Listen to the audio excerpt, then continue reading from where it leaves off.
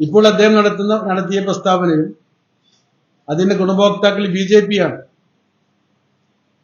ഉദാഹരണമായി ഇപ്പം മഞ്ചേശ്വരത്ത് പറയുകയാണെങ്കിൽ മഞ്ചേശ്വരത്തെ SDPയുടെ സ്ഥാനാർത്ഥിത്വം പിൻവലിക്കാൻ കാരണമായത് പൊതുസമൂഹത്തിന്റെ വലിയ സമ്മർദ്ദമായിരുന്നു.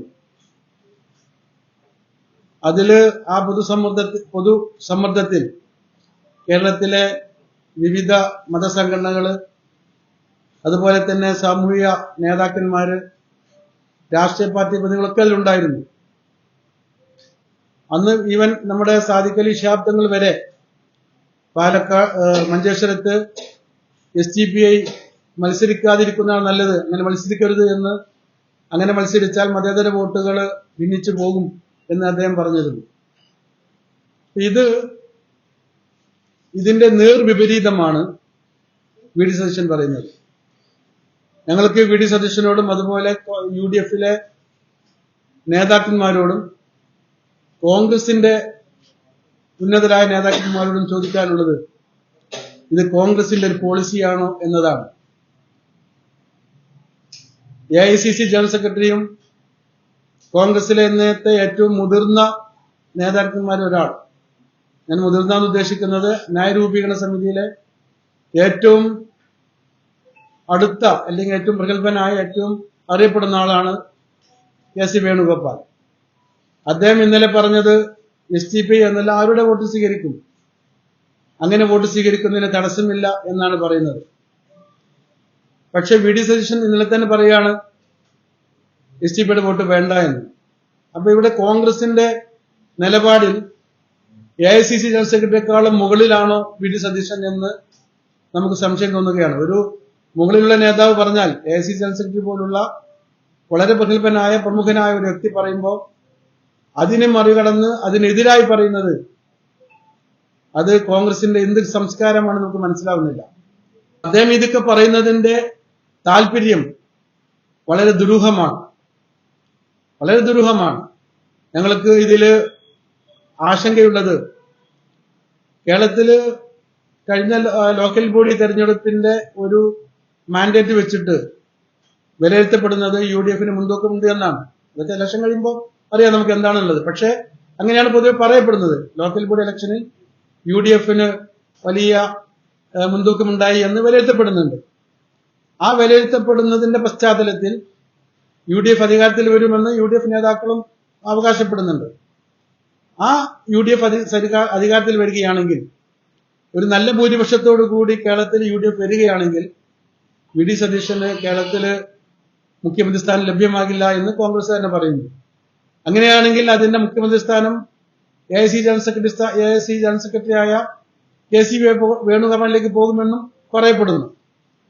അങ്ങനെയൊന്നും സംഭവിക്കാതിരിക്കാൻ, KC വേണുഗോപാൽ കേരളത്തിന്റെ മുഖ്യമന്ത്രി ആകാതിരിക്കണം എങ്കിൽ കേരളത്തിൽ UDFന് കുറഞ്ഞ ഭൂരിപക്ഷത്തിൽ നിൽക്കണം എന്ന് പറഞ്ഞാൽ 70 സീറ്റിലൊക്കെ ഒതുങ്ങി നിന്നാൽ, അപ്പൊ പിന്നെ KC വേണുഗോപാലിനെ കൊണ്ടുവരുമ്പോൾ കോൺഗ്രസിലേക്ക് ഉണ്ടാകുന്ന പടലപ്പിണക്കങ്ങൾ ഒരിക്കലും ഒരു മൂന്നാം ആള് വരാതിരിക്കാനും VD സതീശന് മുഖ്യമന്ത്രി സ്ഥാനം നിലനിർത്താനും കഴിയുമെന്ന് അങ്ങനെയൊക്കെ പറയപ്പെടുന്നു രാഷ്ട്രീയ നിരീക്ഷകർ. അങ്ങനെയാണെങ്കിൽ അദ്ദേഹം ഇപ്പോൾ ചെയ്തുകൊണ്ടിരിക്കുന്നത് കോൺഗ്രസിന്റെ UDFന്റെയും സീറ്റ് കുറയ്ക്കാനാണ്.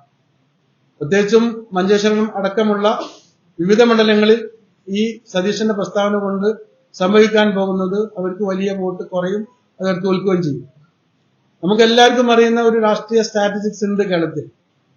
BJP കഴിഞ്ഞ തദ്ദേശ സ്വയംഭരണ സ്ഥാപനങ്ങളിലെ ഇലക്ഷനിൽ ഭൂരിപക്ഷം സീറ്റ് UDFന് കിട്ടുമെന്ന് പറയുമ്പോഴും 21ഓളം സീറ്റുകളിലെ UDFന്റെ ഭൂരിപക്ഷം എന്ന് പറയുന്നത് കേവലം 5000 വോട്ടിന് താഴെയാണ്.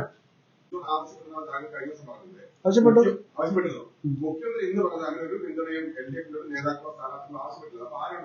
അല്ല, നോണല്ല. അതിപ്പോ മണ്ഡലം തലത്തില് സ്ഥാനാർത്ഥികള് പലരും ആവശ്യപ്പെടുമല്ലോ.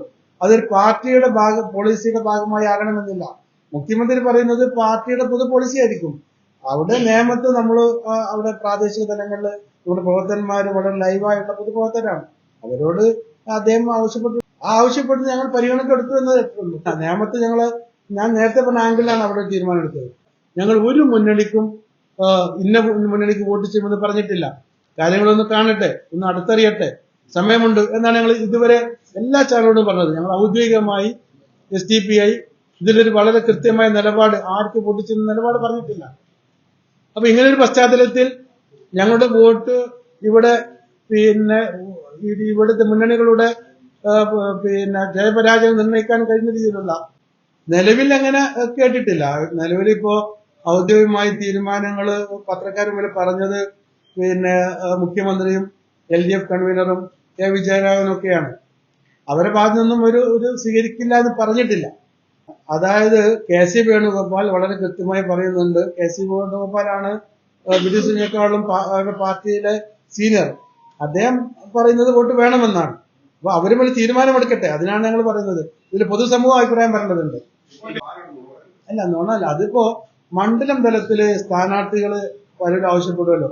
അതൊരു പാർട്ടിയുടെ പോളിസിയുടെ ഭാഗമായി ആകണമെന്നില്ല. മുഖ്യമന്ത്രി പറയുന്നത് പാർട്ടിയുടെ പൊതു പോളിസി ആയിരിക്കും.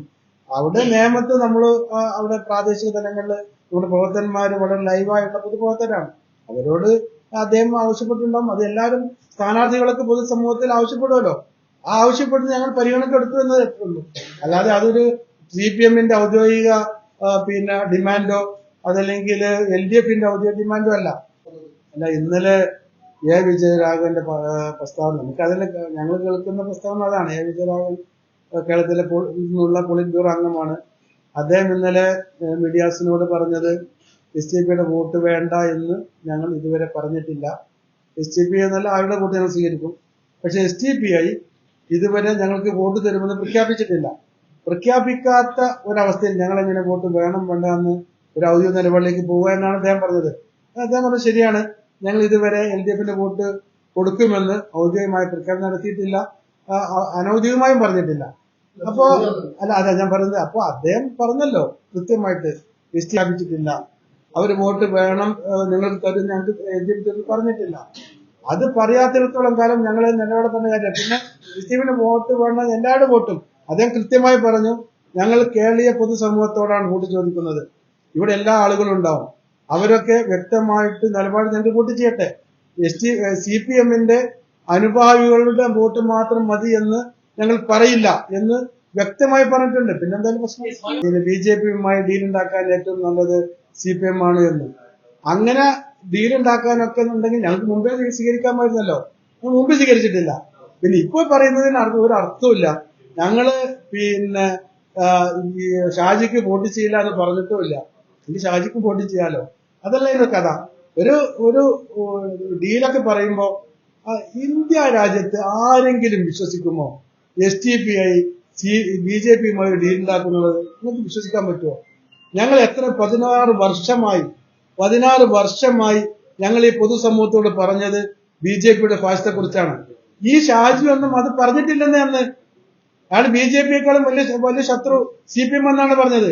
നിലപാടുകൾ അവരൊന്നൊക്കെയാണ് മാറ്റി പറഞ്ഞുകൊണ്ടിരിക്കുന്നത്. ഞങ്ങൾ അന്നും ഇന്നും ഒരേ സ്വരമാണ് ഞങ്ങൾക്കുള്ളത്. അത് ഞങ്ങൾ തെരുവിലും നിയമയുദ്ധത്തിലും എന്താ പറയാ ബാലറ്റ് യുദ്ധത്തിലും ഞങ്ങൾ BJP-ക്കെതിരെ ഫാസിസത്തിനെതിരെ ശക്തമായ നിലപാടെടുത്തവരാണ്.